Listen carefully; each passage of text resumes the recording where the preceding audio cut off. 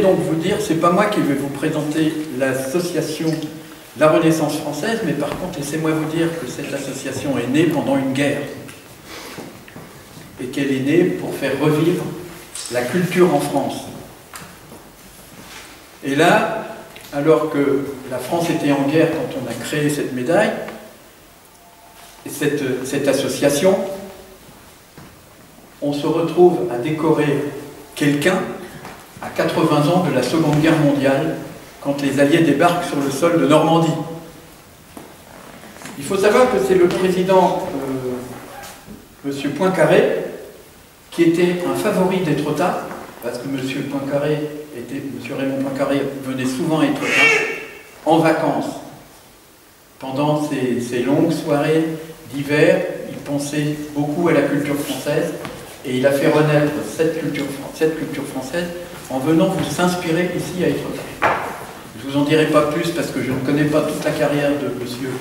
Raymond Poincaré, mais c'est quelqu'un qui était bien connu dans ma famille par mes arrière-grands-parents, qui étaient des gens assez importants à Étretat, pas comme moi. Aujourd'hui, c'est madame qui va remettre la médaille à M. James, hein, pour sa valeur dans l'art de la peinture. Mais l'art, ce n'est pas que la peinture, c'est aussi le 7e art du cinéma, c'est aussi les écrivains, et c'est aussi ceux qui chantent et ceux qui font vivre la France dans la culture de l'écrivain ou de l'écrivaine. Voilà, je voulais donc juste vous dire que Étretat est en retour un petit peu avec sa culture. C'est pas toujours bien compris, parce que c'est très long à mettre en place. La culture, c'est quelque chose qui ne se met pas en place du jour au lendemain. Peut-être que vous pourrez en discuter mieux que moi tout à l'heure, quand vous allez prendre la parole. Mais c'est quelque chose qui ne se met pas en place du jour au lendemain. Et pour faire revivre la culture, il faut d'abord savoir faire revivre les lieux de culture, aujourd'hui. Donc on s'y attellera à Étretat, dans tous les lieux de culture qu'on peut avoir, qui peuvent représenter la culture à Étretat, que ce soit les écrivains chez Maupassant, que ce soit les écrivains au Clos Lubin, que ce soit les artistes du théâtre et de chez Offenbach, etc., etc. Si vous voulez, je vous laisse la parole, madame. Bonjour à toutes et à tous. Bonjour, monsieur le maire, mesdames et messieurs les autorités civiles, militaires, religieuses, politiques, associatives, dans vos rangs, grades et appellations. Mesdames et messieurs les administrés et les invités, chers toutes et tous, je suis honorée d'être parmi vous ce soir et voudrais tout d'abord remercier les autorités locales et M. Yen Zenglebosch pour son invitation. C'est pas ça? C'est très Avant de commencer et de vous tracer le profil de la Renaissance française, je me présente, Maria Torelli. Je viens du Loir-et-Cher, de Bracieux exactement, et je représente le délégué général des délégations de France, M. Philippe Lamarque, de la Carneille, dans le 61. Par conséquent, la Renaissance française est une institution fondée en 1915 par M. Raymond Poincaré, président de la République française.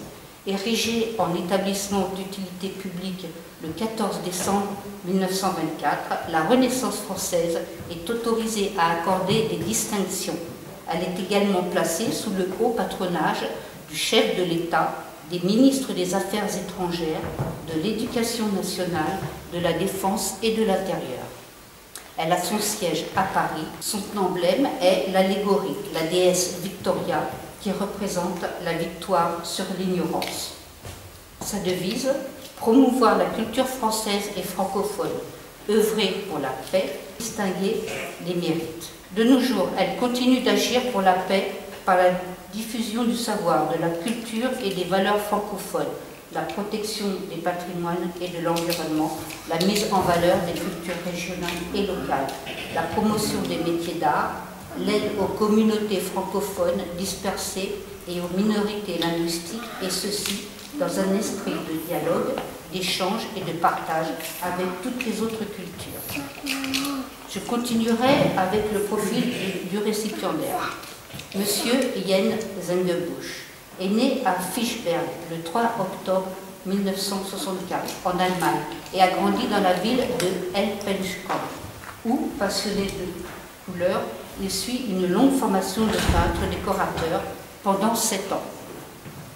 Il y acquiert la maîtrise des techniques d'art déco, puis celle pédagogique de maître de stage et maître des métiers d'art qui l'amèneront à enseigner.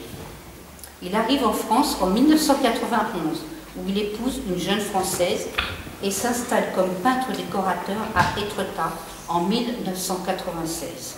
À 50 ans, il est rattrapé par la passion de sa jeunesse et décide de se consacrer pleinement à la peinture d'art qu'il pratique depuis ses études à ses heures perdues. Il participe alors à de nombreuses expositions en France et à l'étranger et reçoit à ce titre plusieurs prix. Il est membre de l'IGBK, Société internationale des beaux-arts en Allemagne. De son atelier, inspiré par les falaises d'Étretat et par les nombreux peintres qui l'ont précédé dans ce lieu unique, il construit de nouveaux projets. Je connais depuis déjà plusieurs années M. Zengebusch pour la réalisation de ses activités artistiques au sein de diverses sociétés académiques, françaises et italiennes, pour lesquelles je suis délégué et référent. Et par conséquent, je confirme son engagement sincère dans la défense des droits de l'homme, de la promotion de l'art et de la culture, et de sa contribution aux échanges culturels et artistiques franco-allemands. Ainsi, comme personne engagée dans des actions sociales et humanitaires, M. Zengebusch est membre de l'AIAP, partenaire officiel de l'UNESCO, et en tant qu'artiste peintre, il diffuse son message de paix, de solidarité et de fraternité à travers ses œuvres picturales qu'il expose dans sa région et à l'étranger. Il s'est donné de son temps pour défendre des causes humanitaires qui lui tiennent à cœur.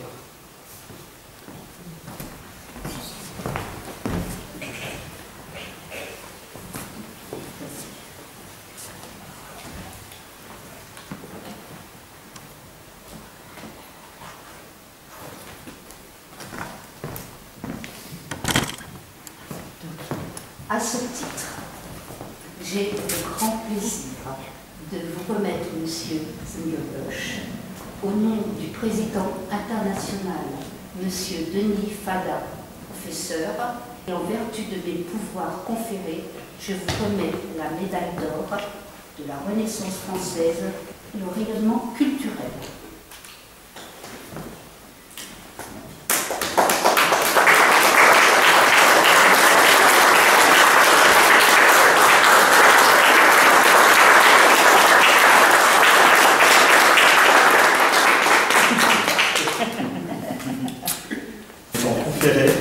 Est accompagné de son diplôme d'honneur. Merci beaucoup. Merci.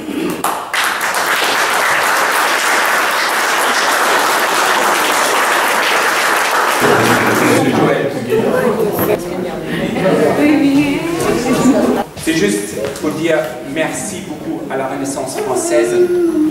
C'était une belle surprise pour moi. C'est mes 60 ans cette année et je n'ai pas imaginé que ça va être la médaille d'or. J'étais déjà content avec la médaille bronze, j'ai espéré la médaille de bronze et en fait finalement c'était la surprise, la médaille d'or. Voilà. Merci beaucoup à la Renaissance française. Merci beaucoup à Maria, ma marraine, et merci à Philippe et Marc aussi. Comment on dit mon parrain, c'est ça? Oui, ton parrain. Voilà. Et à Monsieur le maire et son équipe. Et merci beaucoup à Marie-Laure, ma femme. Aujourd'hui, j'ai ramené une toile. C'est peut-être pas la toile qui donne de plus au premier vue. Les gens, parfois, ils ne comprennent pas. C'est pour ça que je l'ai ramené ici, pour vous expliquer ce que ça veut dire, pourquoi je travaille. Déjà, au premier regard, vous voyez les épaisseurs avec lesquelles je travaille. C'est beaucoup de résine, acryl résine. Et après, toujours du bon matériel, puisque cette lourde produit, il faut l'accrocher à une toile, et c'est pas facile. Mais c'était mon métier quand même, savoir comment on applique des choses, et je l'ai pris pour mes toiles. Voilà. Alors, en première vue, qu'est-ce que ça veut dire?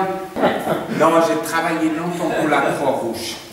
Et quand à la Croix-Rouge, on a aidé des gens, et parfois, il est arrivé, quelqu'un est mort dans mes bras, et moi, c'est là. J'essaye d'attraper la personne qui est en train de nous échapper, mais ce tableau, c'est pas seulement pour la Croix-Rouge, c'était aussi pour toutes les organisations qui s'occupent de quelque chose, comme ici à Etretat. Ça peut être ici, ça peut être un personnage, ça peut être une église, ça peut être alors des bâtiments ou des animaux ou tout simplement un bateau. Et c'est là les gens qui essaient de sauver ce qui nous est en train d'échapper. Voilà. Et c'est moi qui me trouve là, c'est Margrethe, elle se retrouve là, c'est Monsieur le maire, il se retrouve là. Tous ces gens qui essayent toujours de faire quelque chose pour aider les autres. Et voilà, c'est pour dire ça en fait. C'est là les gens qui aident, et là, c'est ce qui nous peut échapper. Non, les couleurs, c'est comment ça me vient dans la main. Comme Picasso, il a fait des belles couleurs. Quand il a fait des plus belles toiles, il a demandé à sa petite fille, donne-moi des rouges. Mais sa petite fille ne savait pas les couleurs. Alors elle a donné des bleus. Alors Picasso, il a mis des bleus. Et elle m'a donné du jaune. Alors elle a donné du rose. Et il a mis du rose. Et il a pris toujours des couleurs. Et moi, j'ai fait ce qui me tombe dans le main parfois. Et ça donne parfois des belles mélanges. Et voilà. C'est tout.